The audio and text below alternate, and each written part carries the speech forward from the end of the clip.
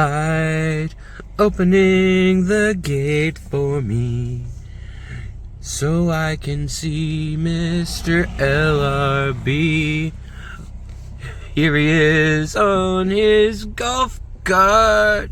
Lucas Bretz here, and he's showing off his beautiful fish room. Now, this fish room is unlike any other fish room I've been to because it does have a few aisles and corridors that you can go around and back in there. But unlike any other fish room, the nature always comes first, and there's silence in here.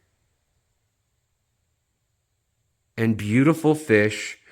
And all the tanks are totally like natural, organic. They're balancing themselves. There's babies being born in here while we're speaking. There's plants growing out. There's animals growing out. And it all just works together. But it's the only fish room I've come to that is open, relaxing, no pumps or loud noise. The humidity's not even that crazy. Yeah. And we can enjoy the fish. It's pretty sweet. It's pretty sweet. Thank you.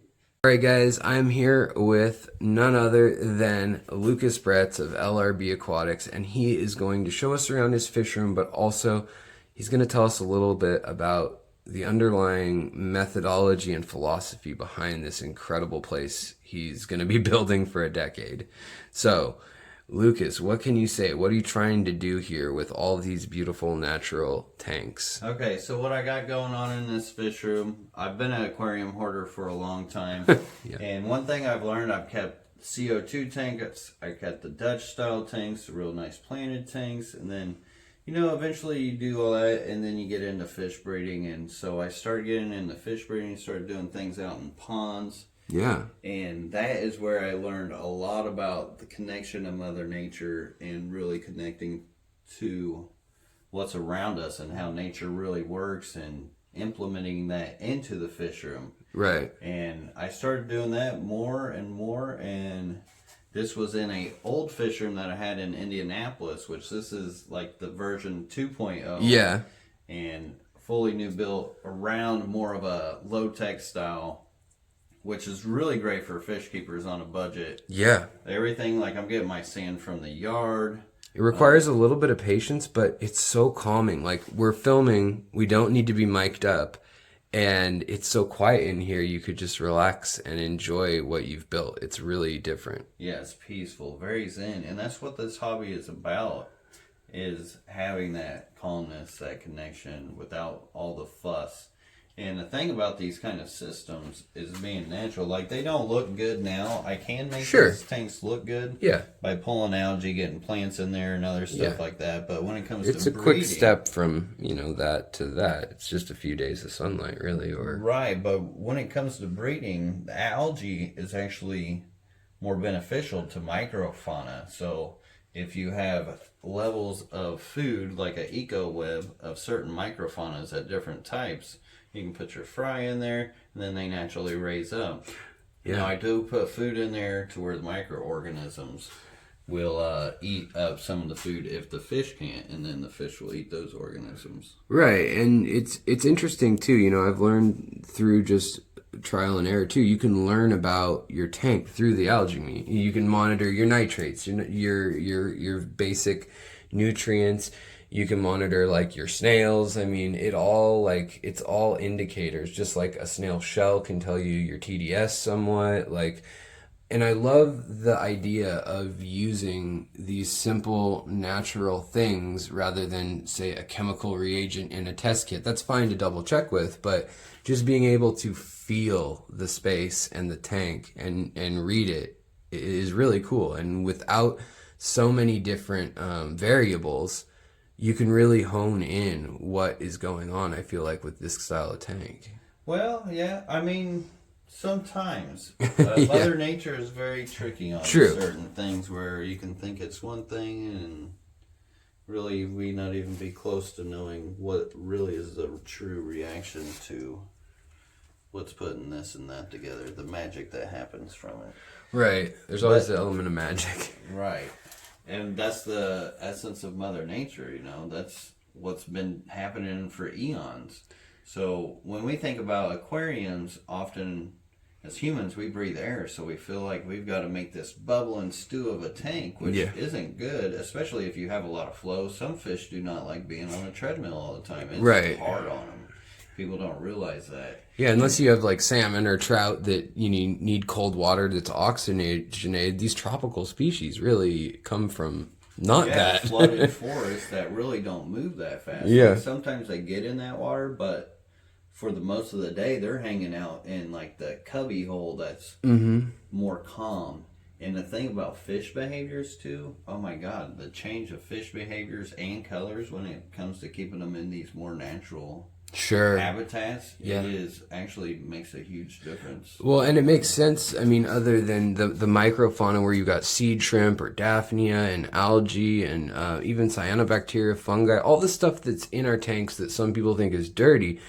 That also does things like sequester anthocyanins, carotenoids, all the things that is in the color enhancing food is in a lot of the plants and microfauna and critters that you're creating in this tank. So coming from, a scientific point of view, it makes sense. Coming from a aesthetic standpoint, it makes sense. And workload standpoint, I feel like the system makes sense. As far as like workload, like I hardly have to do water changes. Everything's kind of balanced itself out.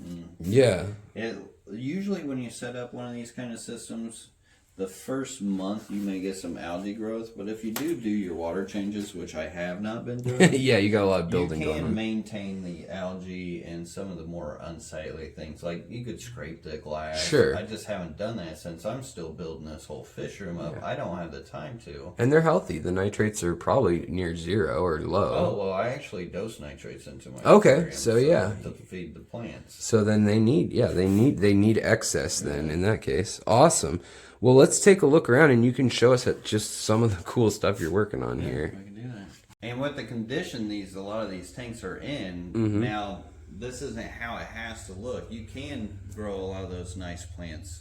Sure. As long as you're doing your water changes. Water changes are important for plants with the reoxygenation, but since I haven't had time, plants aren't my main focus. It's more the fish. Right, or like in here, you can kind of see that the plants there's a way less algae and stuff, but there's plenty of light. This one actually gets more top off, so that kind of helps. Plus, it kind of hit its balance. I did have Brazilian pennywort in here, plus some other stuff that was actually battling and causing a lot of algae. I pulled that out and then let the pogo stem and do its thing, and now it's just nice and balanced. Yeah. And I do got to rotate my lights. I've kind of been working on the lighting. The lighting will play a lot in that role. Right on. But these are cheap, like $10, $20. I think they're only like $15 now for these. So these are like shop lights. Okay. And are they the LED in there? Or they are the LEDs. Okay, they are potent. So some people would come over and be like, oh, there's a tank that needs to be clean. But what I want to show is that every single one of these tanks is full of little baby fish and fry absolutely everywhere with the adults. Now, I know everybody's going to ask what this is, what strain of guppy. It's not a guppy. This is a wild fish. And I don't want to butcher it, so I'm going to let you, it's the Micropocilia picta, okay.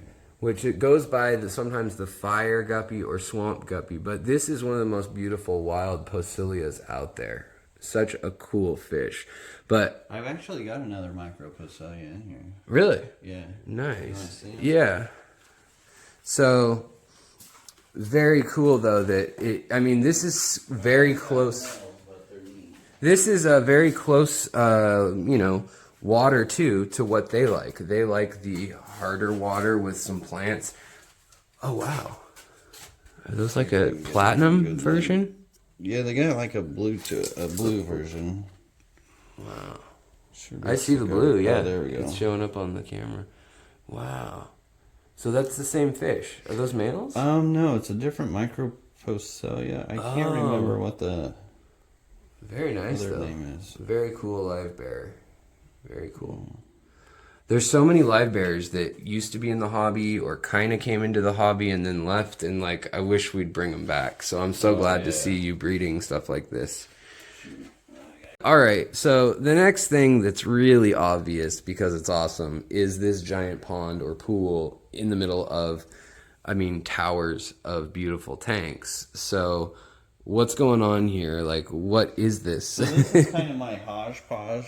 Also a retirement tank. So when I moved here, I didn't have a lot of places to put a lot of my bigger fish because my tank space was limited. I went from 300 tanks to about 50 tanks. Oh, wow. And so this was kind of my catch-all. And with these bigger rainbows, they've already bred throughout the years. And I mean, figured might as well give them some space to stretch their fins. And That one's like 6 inches long. yeah, they've gotten huge. They're huge in here. Like, they're thick, too. They've been eating well. Wow. And as far as plants, often we don't give plants enough space to stretch out either. So I really wanted to let some plants stretch out, too. It's amazing to see your Hidori crypt, like, it's just taking over already in its new space. I still do not know how tall that will truly grow because it's hit the top of every single thing I've put it in. It's got a beautiful iridescent metallic red to it. That's a really cool one. And then in here, there's also a Pogostemon, Stellatus octopus, now, and Rosen Maiden, which that's one I need to get back from you. That's awesome. Such a beautiful crypt. Now, there's something going on in this tank that I noticed right off the bat that I was like, what? So, what are the parameters-ish in this tank if you have Shelleys living with rainbow fish and Celebes, top minnow or rainbow fish, and Medaka and catfish? Like, what is going on water-wise here? So that's the weird thing about the water around here. It's soft, but it's hard. So Okay. It's got acidity in it. It's 140, 170 TDS, but yet it's full of mineralization. So I can still get scaling on my glass and... Interesting. I don't know. It's close enough to neutral, and since it has those mineralization in it. Yeah, so it buffers they it can too. still get that what is it, osmosis or something that goes through their skin. Oh yeah, like salt would be. Yeah. And very cool. And then, I mean, is this planned for this to be a hatchery tank, just a show tank, or I mean, like a cool tank? This is actually just temporary holding. Okay. Eventually, this will be a custom-built pond to where it's a whole different system that will be wilder than anybody's seen. Oh, I'm sure it will. I'm sure it will. And we'll have to check back. Now, are you planting Spanish moss to grow on the lights here on purpose? Is that what? Yeah, so that's actually an air plant. Oh, okay. I've just been kind of testing them out, seeing cool different ways to keep them. Yeah, that's awesome. The fish actually like to try to jump up and pull them into the pond. It's interesting. You can see with the moisture that they change their form just a little. Yeah, this one's actually dying, but the best way to... Just water them like that? Yeah, you just dip them in. Wow. Hey, the fish came over look, right away. Celebes half-beak. Yeah, awesome. That's super cool. And then, okay, so the next thing you kind of see on the floor is tubs.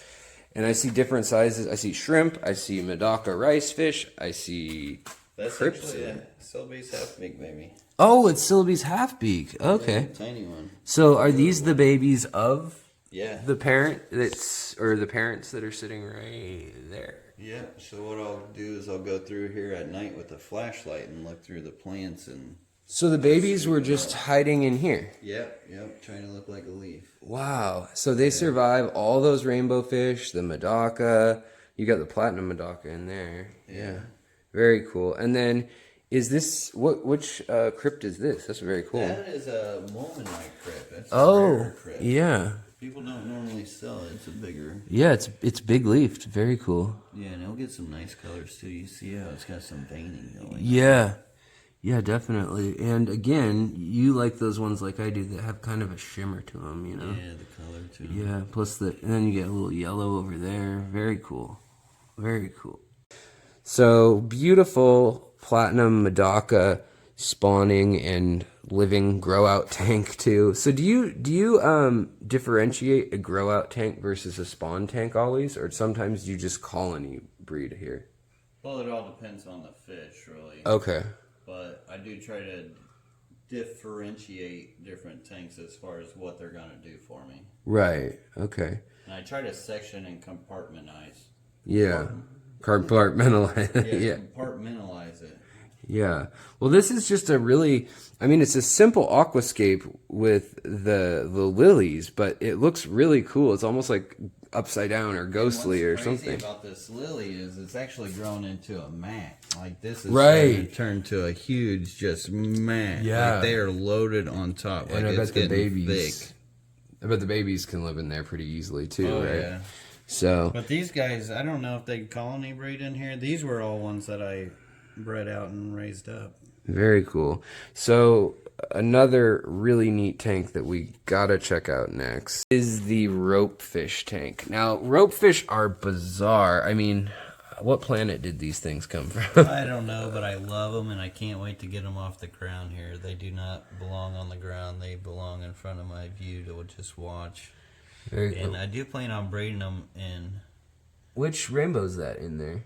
That's a Chilnithyrna alani. Oh, those are so pretty when they're all lit up. Yeah, when they are lit, they're amazing. He actually needs to go to the pond.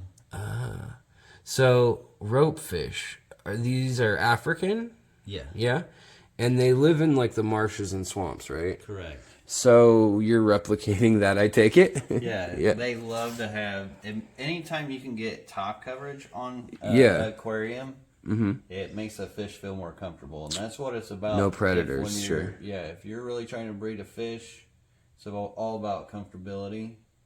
And yeah, a lot of their predation comes from the top, so that'll make them feel more comfortable. Yeah, that's a good point. And I mean, like, you can even see in their natural color of fish, a lot of times their bellies are light because the predators below are looking at the sun, and the predators above them are looking at the substrate. So then their top is the color of whatever substrate they evolved with. Yeah, and they're perfect Yeah, representation of that. Yeah, because I'm sure in the water they come from is kind of mucky and full of tannins and stuff and organic matter, so it's probably kind of reddish brown. And so looking up, they probably, it's really cool. You can tell a lot just by reading the fish, you know, even without the context of everything else. But And I've never thought about that. I never knew that, so that's really interesting. it's kind of cool. And so, I mean, you've just got so many tanks here that it's hard to know, like, and we honestly don't have time, and they should just tune into your channel to check out all of what you have. But these obviously have a special place in your heart because these are a big fish in a tank, and you don't have a ton of like monster fish. So what's going on up here for us? I see you got kind of a mat of is it hydrocotyle, the pennywort up there the too? Brazilian pennywort. Yeah. So And those are my mascara barbs. Those have been with me a long time. For those who have seen my channel before, remember them at the old house, always being the backdrop for my live streams, and very they've cool. always been one of my favorite barbs. And you got some extra just little live bears in there and some rainbow fit. What are those, Madagascar? Those are Chilnithyrna alani as well. Oh, just younger ones. Yeah. Very cool. See, I like to get different blood from different places. Sure. That way I can always keep my gene pools deep. That's great. So, I mean, you really do care about, you can't replicate in a tank Shot right here. that diversity. So, I mean, you're replicating it by having the genetic diversity you bring in. There are some big females in there ready to have their little clutch of eggs every And morning. if they do community breed, it might get crazy. Yeah, it's about to turn into a mosh pit, man. That is awesome. Very, very beautiful. All right, so we're here again, and we're looking at a tower of tanks. But what do you do when you're so-called playing musical fish? On your channel, you say it a lot when you talk about moving the parents and moving for grow out different sizes and things like that. But what exactly is going on? Like in a tank like this, if you didn't know better and you'd never seen your fish room or your style, you may think that is a complete mess. That tank is going bad.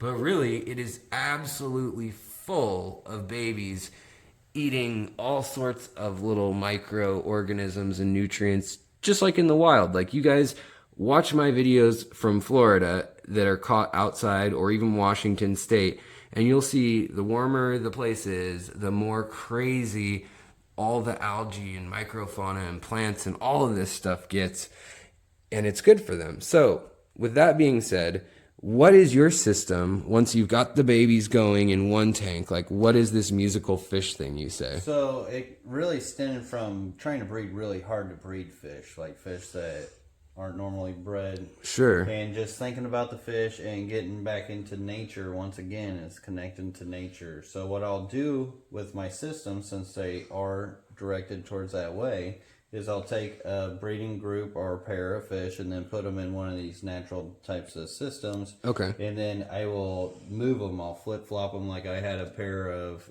Aru Picta melanitanias in here, which is a rare rainbow fish. Yeah, those are and cool. And then babies hatched out of there, musical fished them. Okay. After 2 weeks into there, and then I moved them into my pond to retire them for a while because 40 gallons full of their babies is enough for quite a while, because it does take them a little while to grow out. So in this tank here, we have the same babies as this one, but just a different age. They're just a little older?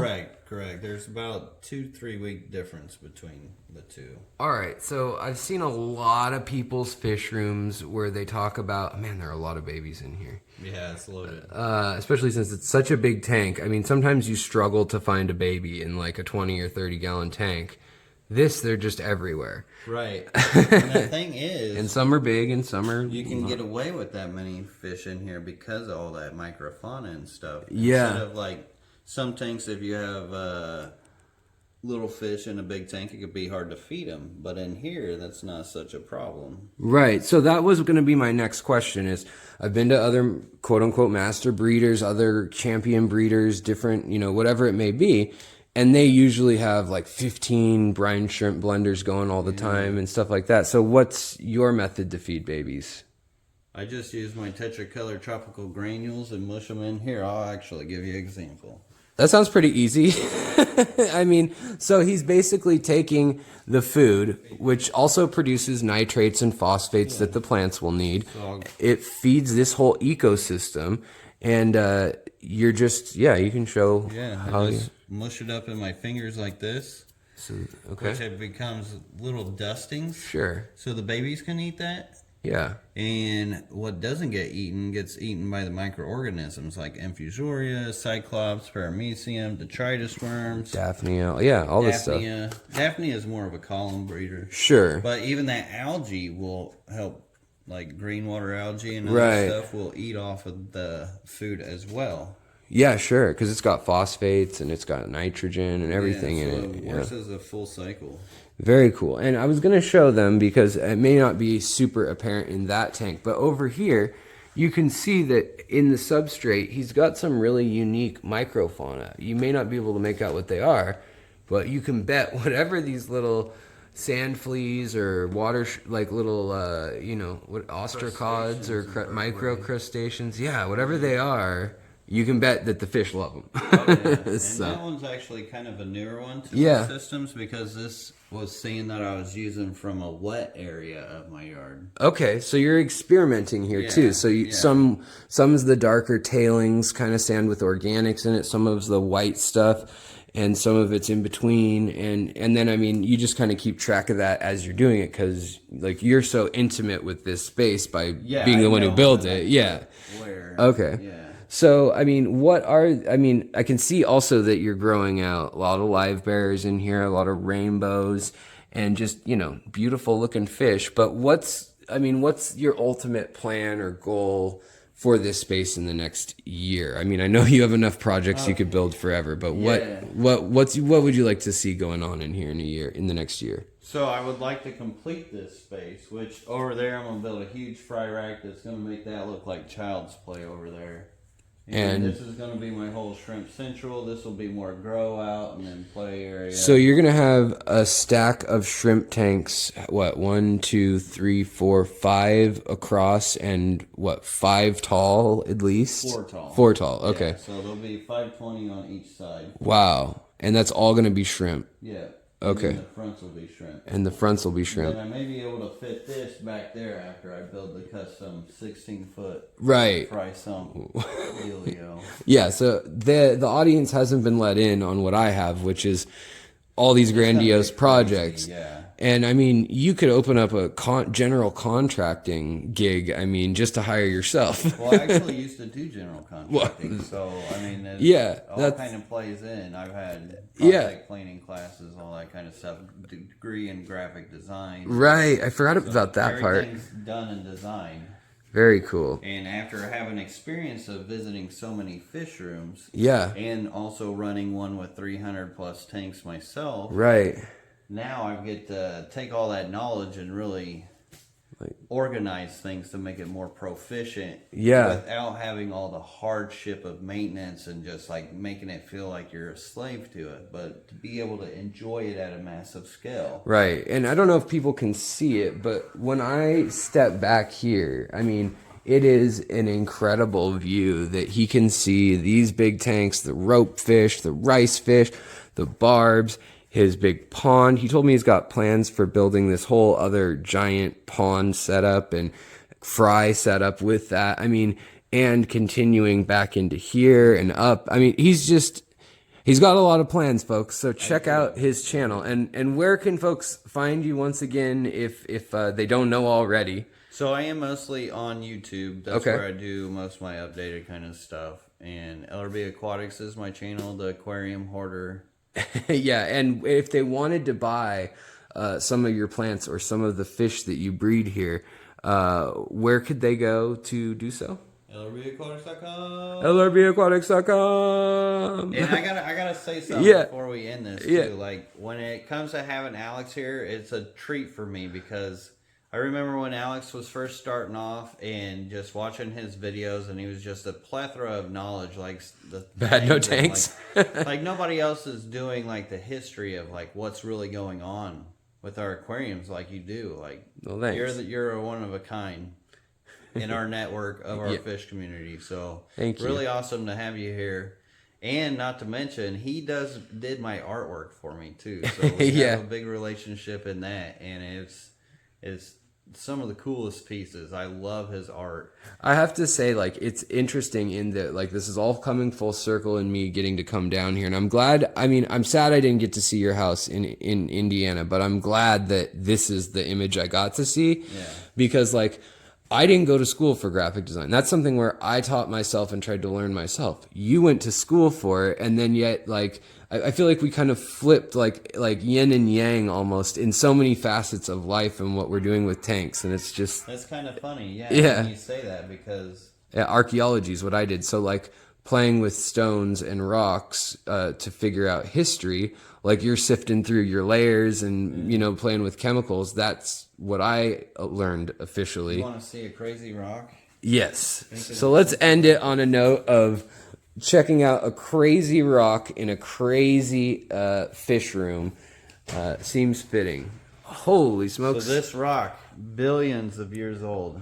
Oh, when Indiana was an inland sea. Oh, yeah. The Midwestern used to be an inland That's beautiful. Sea.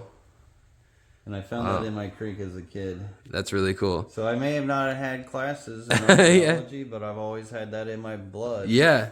As a hobby. I think any of us who truly love nature, you'll love every little like tidbit and side story once you start looking. Oh, so many connections in history, and that's what's so cool about you bringing that kind of stuff to the YouTube world. Well, thank you for saying so. Thank you so much for showing me around. I really appreciate your time and the place, and so cool. Thanks, man. You're welcome.